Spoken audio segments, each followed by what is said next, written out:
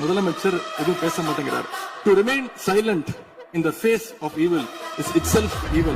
எதுக்குடா அவனை தொட்ட?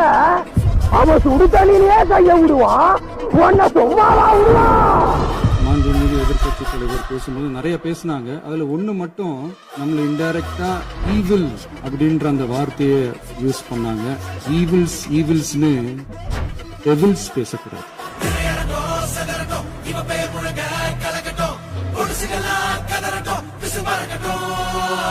கடந்த 4 நாட்களாக திராவிட முன்னேற்ற கழகம் முதலமைச்சர் ஏன் பேசலன்னு சொல்லிட்டே இருந்தாங்க. இன்னைக்கு பேச ஆரம்பிச்ச உடனே